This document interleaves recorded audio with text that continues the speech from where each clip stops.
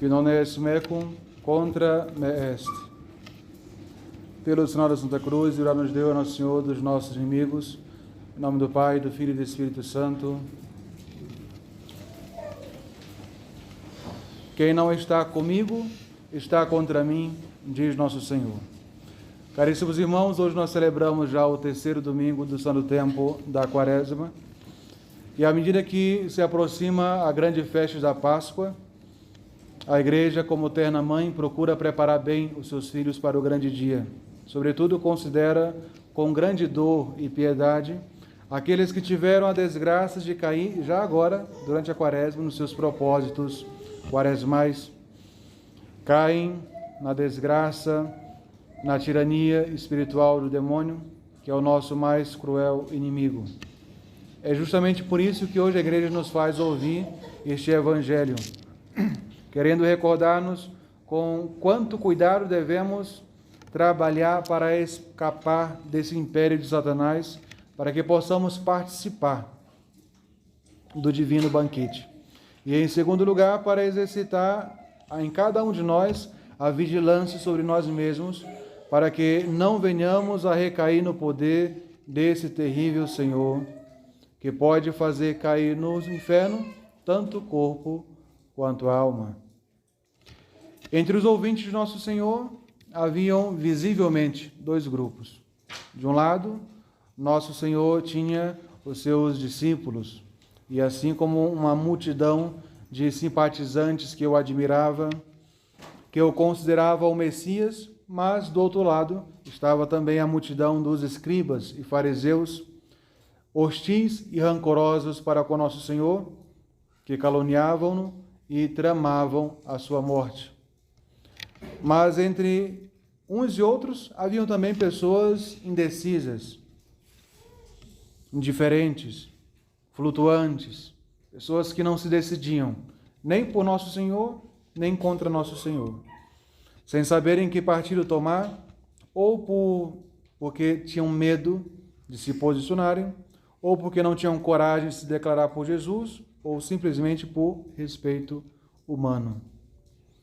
É a estes corações vacilantes e a tantos cristãos parecidos com eles que Jesus dirige esta grave advertência. É preciso que vós vos decidais e vos coloqueis ou do lado ou do outro. E pensai muito bem, porque quem não está comigo está contra mim, diz nosso Senhor. Quem não recolhe comigo, espalha. Se é assim, nós podemos de fato identificar ao lado de Jesus aqueles que estão com ele, ou seja, os seus amigos. Estes são aqueles que creem nele firmemente, creem na sua divindade, na sua realeza, na sua soberania, que adoram os seus mistérios, creem no seu Evangelho, nos seus sacramentos, aqueles que repetem como São Pedro: Senhor, vós sois o Cristo, o Filho de Deus vivo, só vós tendes palavra de vida eterna. Em segundo lugar, são seus amigos, são seus seguidores, aqueles que evitam e detestam o pecado, combatem continuamente contra o demônio e seus aliados, que são o mundo e a carne, e que se esforçam por preservar a sua alma pura na graça de Deus. Às solicitações do mal, dão a pronta resposta de José: como posso eu fazer esse mal e pecar contra o meu Deus? E se por acaso tropeçam, caem nos seus bons propósitos, levantam-se imediatamente por meio do sacramento, particularmente da confissão. Assim mesmo, os amigos de Jesus aplicam o remédio que o Mestre aconselhou e receitou no Evangelho: ide e apresentai-vos aos sacerdotes.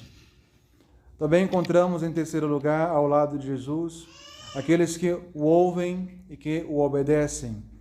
Observam fielmente os seus preceitos, a doutrina da sua Santa Igreja, praticam seus conselhos e uniformizam a sua vida de acordo com aquilo que está escrito no Evangelho e na doutrina católica.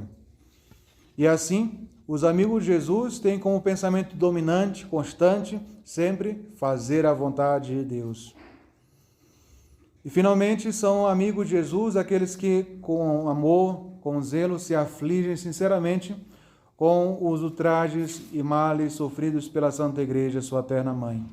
E como Jesus chorou por Jerusalém, choram também a perda das almas. Se dedicam generosamente à glória de Deus, procurando apenas os interesses divinos, assim como a sua salvação e a salvação dos seus irmãos.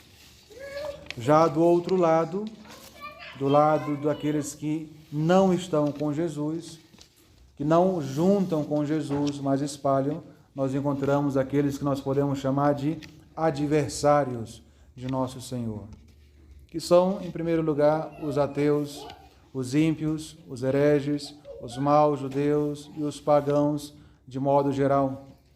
Porque, seja por ignorância voluntária ou por má fé, não creem em nosso Senhor, não aceitam a sua igreja, recusam adorar Jesus, movem guerra à sua igreja e aos seus servidores, tentam destruir a obra de nosso Senhor. Com suas obras, repetem bem alto: não queremos que ele reine sobre nós. A raça dos fariseus, assim, a raça dos Herodes, dos Pilatos, dos Neros, dos Julianos apóstatas, infelizmente sobrevive nesse tipo de pessoa. São também adversários de nosso Senhor aqueles que, tendo recebido o santo sacramento do batismo, ou seja, foram marcados com um sinal indelével de cristão e, portanto, outros cristos, se tornam infiéis às suas promessas batismais, renegam claramente a Jesus Cristo e, vencidos pelo demônio e pelas suas paixões e sentimentos depravados, vêm a ser, conscientemente, os piores inimigos de Cristo e da sua santa religião. Pois, de fato, é verdadeiro o pensamento popular de que é melhor conhecer bem os inimigos do que ter ao nosso lado um falso amigo ou alguém que seja desonesto conosco no que diz respeito à amizade. E assim, tais pessoas de dentro da igreja minam o campo da igreja, escandalizam os verdadeiros fiéis e assim causam mal ao povo de Deus. Mas também há outros que, sem se deixarem levar tão longe na prática da religião, ou seja, renegar claramente a fé, continuam a chamarem-se a si mesmos de cristãos, de católicos, mas vivem como verdadeiros pagãos. Deixam-se arrastar por toda espécie de desordens, dominar e tiranizar pelas más degradantes paixões, abandonam por completo as práticas religiosas. A estes, o Papa São Leão podia claramente dizer: reconhece, ó cristão, a tua dignidade e, tendo começado a participar da própria natureza de Deus, não retornes à tua antiga depravação com as tuas más obras. Além destes, há também alguns cristãos, alguns católicos que, por covardia, indiferença pecaminosa ou simples respeito humano, sem quererem se considerar hostis, se envergonham do nome de Cristo, omitem o sinal da cruz, afastam-se tanto quanto podem dos sacramentos, mas sem causar grandes escândalos, descuidam dos preceitos de Deus e da Igreja e, de fato, de cristãos, só guardam o nome. Há alguns que, por ignorância ou timidez, aprovam com silêncio, quando, aliás, poderiam ou deveriam, por dever de Estado, erguer o seu protesto. Tudo quanto se diz respeito à religião, a pessoa poderia fazer algum bem, mas não faz, se omite. E assim, estes, embora dentro da igreja, não estão com Nosso Senhor, mas só espalham aquilo que Nosso Senhor já juntou. São ainda adversários de Jesus Cristo aqueles que se dizem cristãos, honestos, que até educam cristamente os filhos, praticam algumas boas obras, impregnadas, porém, de vaidade, ostentação, conveniência. A sua religião é uma religião de status, de mídias, de redes sociais, de registros fotográficos. De manhã assiste à Santa Missa, mas à noite se entregam a prazeres excessivos, tanto lícitos quanto ilícitos. E assim, a má-fé, o relaxamento geral, vai enfraquecendo a religião. O reino de Deus, o próprio reino de Deus, vai ficando dividido no meio dos cristãos. Não porque a igreja seja dividida, mas porque os cristãos não tomam partido por nosso Senhor. Tendo diante de nós, caríssimos irmãos, esses dois cenários, de que lado nós estamos? À direita de Jesus, com seus amigos, seus seguidores, à esquerda de Jesus, com seus adversários, com aqueles que renegam a fé, ou ainda somos, pior ainda talvez, esses que ficam entre um e outro, sem se declarar por Jesus ou contra Jesus. Precisamos nos decidir logo, pois do lado que nós decidimos ficar aqui e agora, dependerá sermos eternamente felizes ou eternamente desgraçados. Aqueles que de fato estão com Jesus, querem ficar com Jesus, são aqueles que o amam, que o seguem, que trabalham por Ele e com Ele, e por isso são por Ele chamados de bem-aventurados, a quem pertence o reino dos céus. Porém, os apóstolos, que um dia também se colocaram ao lado de Jesus, tiveram que perante o Sinédrio sofrer, inclusive açoites, sofrer no próprio corpo por amor a Jesus. Qual é o sofrimento que nós suportamos por amor a Jesus? Ai dos inimigos de Jesus!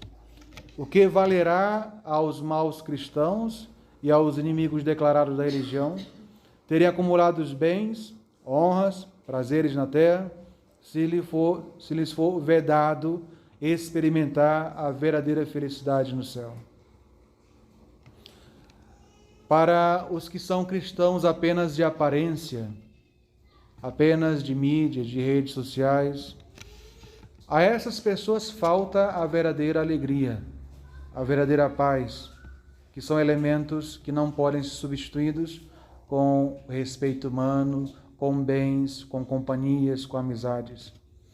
E assim, a verdadeira alegria só possui aquele que, mesmo na hora do sofrimento, ou mesmo em meio aos sofrimentos, decide-se a ficar com Jesus, a servir a Jesus, a subir o Calvário com Jesus, com Ele morrer, para um dia também merecer e ressuscitar. Peçamos, portanto, a nosso Senhor a graça de permanecermos firmes na sua santa amizade, a continuarmos o santo tempo da Quaresma no seu santo serviço, na sua companhia, para que nos passos de Jesus nós também carreguemos a nossa cruz e mereçamos um dia ser contado entre os eleitos na glória eterna. Em nome do Pai, do Filho e do Espírito Santo. Amém.